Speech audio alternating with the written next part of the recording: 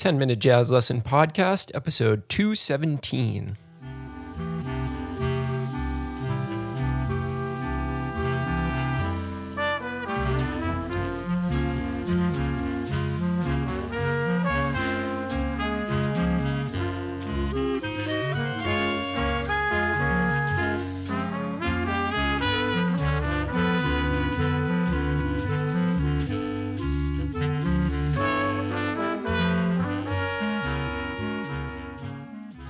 Hey everybody, welcome back to episode 217 of the 10-Minute Jazz Lesson Podcast. Thank you for joining us yet again for another week of hopefully useful jazz lessons. If you're brand new to the show, my name is Nick Manella. I'm the creator and host of this program.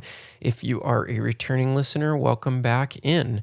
Just a quick note before we jump into the episode. If you would like to get a PDF that goes along with every single episode that we've ever done, including all the exercises I'm about to show you today, you can go over and join our Patreon. And you can find that by going to 10minutejazzlesson.com, clicking on one of the Patreon banners, getting yourself signed up. What that is a $3 ongoing donation each and every month.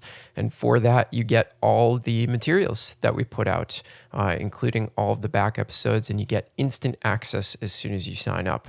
So I want to thank somebody who signed up this week. Thank you to Charlie for joining us. He is one of over 300 people that are choosing to support this podcast via that donation.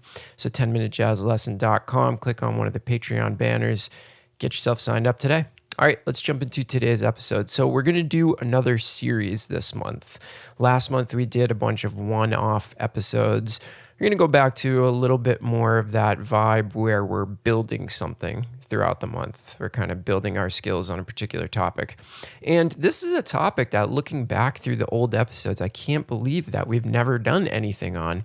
And it's the topic of fourths, the interval of a fourth. We've talked a lot about the circle of fourths, but we've never really dived into the topic of how to use the interval of a fourth in your actual playing. So that's where we're going to start today. And we're going to build into some pretty cool and useful stuff. But of course, like everything on this show, the first thing we want to do is narrow our focus so that we can kind of effectively present this to you and then kind of turn you loose to investigate this sound over any of the other applications that you'd like to. So what we're going to do today is we are going to start with the basics. The only way to really start learning how to use fourths is to develop some exercises around that interval. And for this, we're going to pick two of my favorite chord qualities to use some fourth lines over. And that's going to be a minor seventh chord and a major 7 sharp 11. I think that these chords work really well for what I want to show you when it comes to fourths. It takes like a minimal amount of wrangling to get fourths to work over these two chords. So we're going to start with these. We're going to base everything off of these two chord qualities. But of course, there are many, many other applications, and maybe we'll get into those in the future, but let's start with these. Okay, so let's start with our minor seventh chord. So if you look at your example sheet, what I have written down is a C minor seventh chord, and we're going to base our 3 exercises on fourths off of that chord. So the first one is going to be really simple. Literally all I'm doing is I'm playing the interval of fourth, going up the scale, and then coming down the scale. So when I'm going up, it sounds like this. Now, the two intervals that are going to be used here are a perfect fourth, and then we're going to have one instance of a tritone.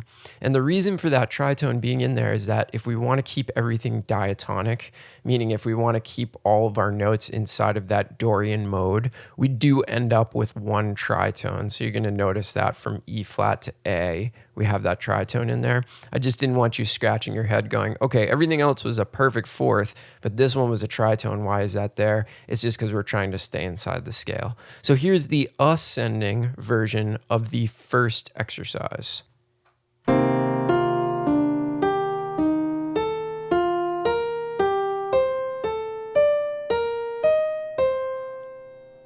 So you can hear we're just moving right up the scale and keeping everything on that interval of a fourth. Now what we're going to do is we're going to come back down the instrument, but we're still going to keep the interval ascending, meaning that we're going to play an ascending fourth while coming down the instrument. And it sounds like this.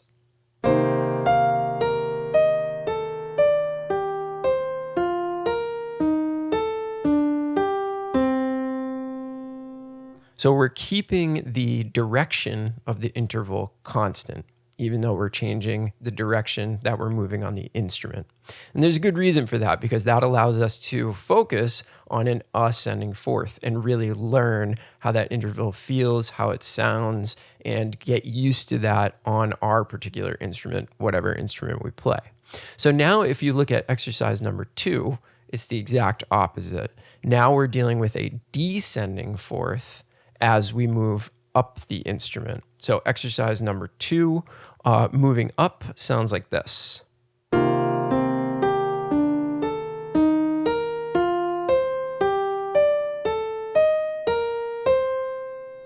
Then we're going to keep the interval descending while we descend the instrument.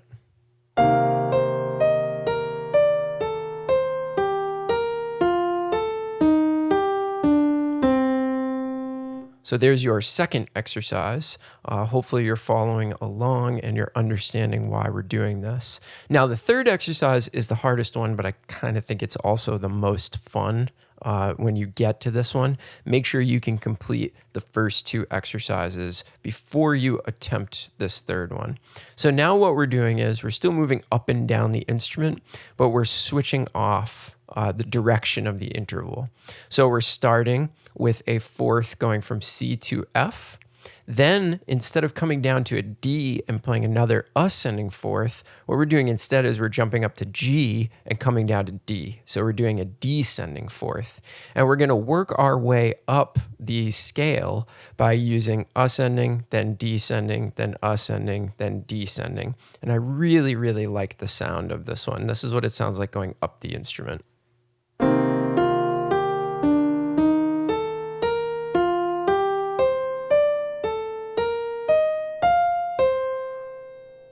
So you can hear that one has a little bit more of an interesting quality to it, obviously, because we're just doing a little bit more. We're being a little bit more sophisticated with it.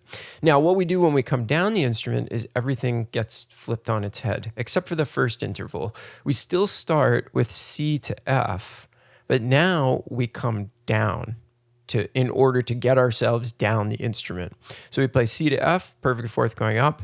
This time we come down to E flat, play E flat to B flat as our descending fourth. So everything gets flipped on its head. Whereas B flat to E flat was ascending on the last one, now it's going to be descending. So we're kind of getting everything in there, right? We're playing each one of those fourths ascending and descending. Here's what it sounds like coming down the instrument.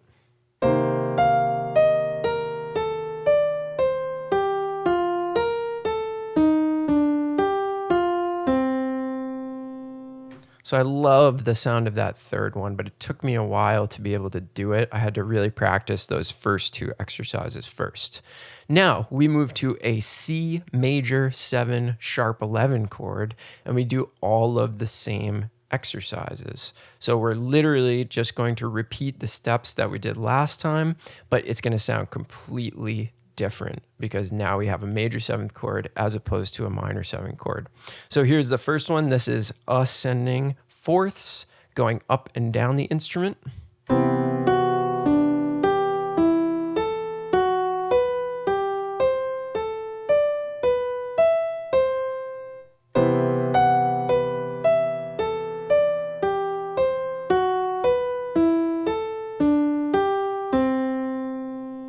So there's our first exercise. Now let's go on to our second one, which is descending fourths going up and down the instrument.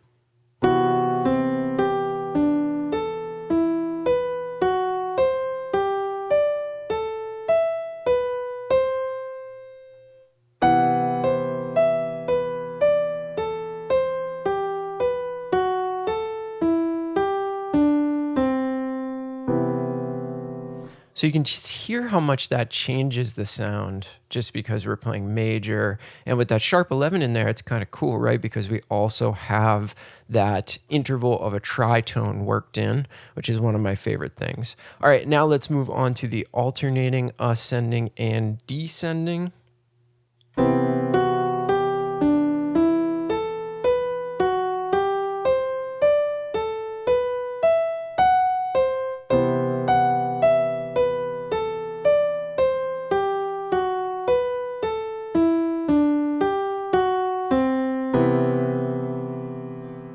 All right, so pretty simple stuff this week. Well, maybe not totally simple, but not too much to really worry about or think about this week. It's really just purely exercises, purely trying to wrap your ears around the interval of a fourth.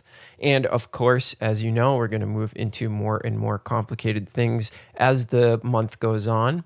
So if you want to try to keep up with the episodes and actually practice what I'm presenting, make sure that you work on these 6 fourth exercises this week. Don't worry about doing them in all 12 keys yet, because that's a lot of work for 1 week. All you really need to do is just get used to it in that key of C. All right, that'll make things a little bit easier for you. But work on them over the minor 7th chord and the major 7 sharp 11, and I think you'll be in good shape for what I'm about to show you next week. All right, hopefully you enjoyed that episode. If you have any questions, please leave them for me in the 10-Minute Jazz Lesson Community Facebook group. Remember, you can get all 6 of those exercises in PDF format in both treble clef and bass clef by going to 10minutejazzlesson.com, clicking on one of the Patreon banners, and sign yourself up for that $3 level of support each month. Have a great weekend, everybody. Hope everybody's staying safe and healthy out there as usual. And we'll see you next week with some brand new episodes. Thanks for tuning in, and we'll talk to you soon. Bye.